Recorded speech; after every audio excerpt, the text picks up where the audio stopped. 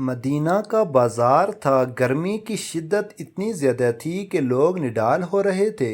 ایک تاجر اپنے ساتھ ایک غلام کو لیے پریشان کھڑا تھا۔ غلام جو ابھی بچہ ہی تھا وہ بھی دھوپ میں کھڑا پسینہ پسینہ ہو رہا تھا۔ تاجر کا سارا مال اچھے داموں بک گیا تھا، بس یہ غلام ہی باقی تھا جسے خریدنے میں کوئی بھی دلچسپی نہیں دکھا رہا تھا۔ تاجر سوچ رہا تھا کہ اس غلام کو خرید کر شاید اس نے گھاٹے کا سودا کیا ہے۔ اس نے تو سوچا تھا کہ اچھا منافع ملے گا، لیکن یہاں تو اصل لاگت ملنا بھی دشوار ہو رہا تھا۔ اس نے سوچ لیا تھا کہ اب اگر یہ غلام پوری قیمت پر بھی بکا تو وہ اسے فوراً بیچ دے گا۔ مدینہ کی ایک لڑکی کی اس غلام پر نظر پڑی تو اس نے تاجر سے پوچھا کہ یہ غلام کتنے کا بیچو گے؟ تاجر نے کہا کہ میں نے اتنے کا لیا ہے اور اتنے کا ہی دے دوں گا۔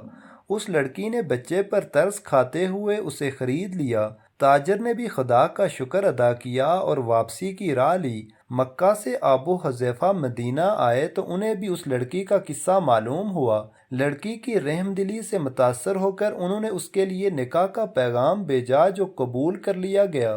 یوں واپسی پر وہ لڑکی جس کا نام سبیتا تھا ان کی بیوی بن کر ان کے ہمراہ تھی، اور وہ غلام بھی مالکن کے ساتھ مکہ پہنچ گیا۔ ابو حذیفہ مکہ آ کر اپنے پرانے دوست عثمان ابن عفان سے ملے تو انہیں کچھ بدلا ہوا پایا اور ان کے رویے میں سرد مہری محسوس کی۔ انہوں نے اپنے دوست سے استفسار کیا کہ عثمان یہ سرد مہری کیوں؟ تو عثمان بن عفان نے جواب دیا کہ میں نے اسلام قبول کر لیا ہے اور تم ابھی تک مسلمان نہیں ہوئے، تو اب ہماری دوستی کیسے چل سکتی ہے؟ ابو حذیفہ نے کہا کہ تو پھر مجھے بھی محمد صلی اللہ علیہ وسلم کے پاس لے چلو اور اس اسلام میں داخل کر دو جسے تم قبول کر چکے ہو۔ چنانچہ حضرت عثمان رضی اللہ تعالیٰ عنہ نے انہیں نبی کریم صلی اللہ علیہ وسلم کی خدمت میں پیش کیا اور وہ کلمہ پڑھ کر دائرہ اسلام میں داخل ہو گئے۔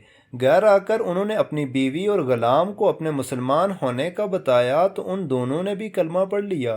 حضرت ابو حذیفہ رضی اللہ تعالیٰ عنہ نے اس غلام سے کہا کہ چونکہ تم بھی مسلمان ہو گئے ہو اس لیے میں اب تمہیں غلام نہیں رکھ سکتا، لہٰذا میری طرف سے اب تم آزاد ہو۔ غلام نے کہا آقا میرا اب اس دنیا میں آپ دونوں کے سوا کوئی نہیں ہے، آپ نے مجھے آزاد کر دیا تو میں کہاں جاؤں گا؟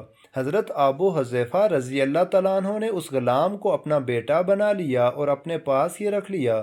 غلام نے قرآن پاک سیکھنا شروع کر دیا اور کچھ ہی دنوں میں بہت سا قرآن یاد کر لیا، اور وہ جب قرآن پڑھتے تو بہت خوبصورت لہجے میں پڑھتے۔ ہجرت کے وقت نبی کریم صلی اللہ علیہ وسلم سے پہلے جن صحابہ نے مدینہ کی طرف ہجرت کی ان میں حضرت عمر رضی اللہ تعالیٰ عنہ کے ساتھ حضرت ابو حذیفہ رضی اللہ تعالیٰ عنہ اور ان کا یہ لے پالک بیٹا بھی تھا۔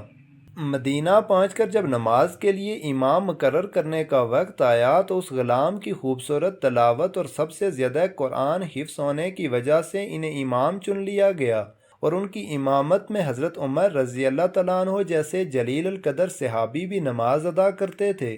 مدینہ کے یہودیوں نے جب انہیں امامت کرواتے دیکھا تو حیران ہو گئے کہ یہ وہی غلام ہے جسے کوئی خریدنے کے لیے تیار نہ تھا۔